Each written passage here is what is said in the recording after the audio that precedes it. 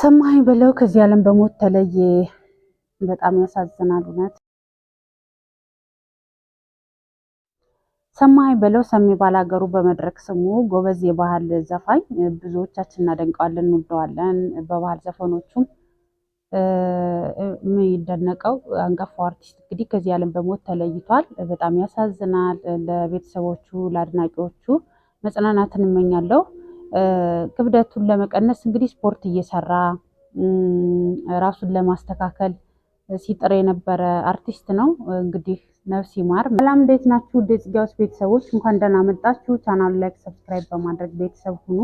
ለብዙዎች እንዲደርስ ሀሳቤ ሼር አድርጉ፣ ላይክ አድርጉ፣ ኮሜንት ማስቀምጡልኝ። ሀሳብ አስተያየታችሁ ይጠቅመኛል። ስለምትከታተሉኝ አመሰግናለሁ። ዛሬ እንግዲህ አርቲስት ሰማኸኝ በለው ሰሜ ባላገሩ በባህል ዘፈኖቹ የምናውቀው ትልቅ አንጋፋ አርቲስት ነው። ከዚህ ዓለም በሞት ተለየ። በጣም ያሳዝናል አይደል? እና በብዙ ባህላዊ ዘፈኖቹ የምንወደው የምናደንቀው የምናከብረው አርቲስት እንግዲህ ዛሬ ሰኔ 8 2018 ማረፉ ተሰምቷል። ከዚህ በፊት አንድ ሚዲያ ላይ ቀርቦ አይቼው ነበር በቅርቡ።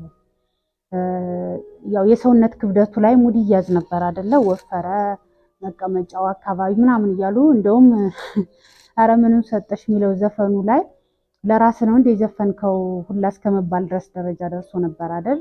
ራሱ እንደውም ሲቀልድ ሁላ ሰምቼው አውቃለሁ። ሚዲያ ላይ ቀርቦ በራሱ ሙድ ይይዛል እና ኮሜንት የሚያደርጉለት ሰዎችም ልክ እንደሆኑ ክብደቴን መቀነስ እንዳለብኝ ይሰማኛል ብሎ ሀሳቡን ሲናገር ሁላ ሰምቼው አውቃለሁ። እና እንግዲህ በውፍረቱ ምክንያት ሙድ ተይዟል።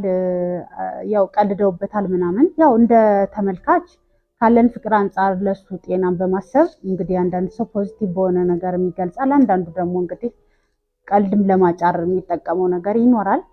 ሰው እንደያመለካከቱ ነውና ግን ዛሬ እንግዲህ ማረፉ ተሰማ። ክብደቴን ለመቀነስ ስፖርት እየሰራሁ ነው።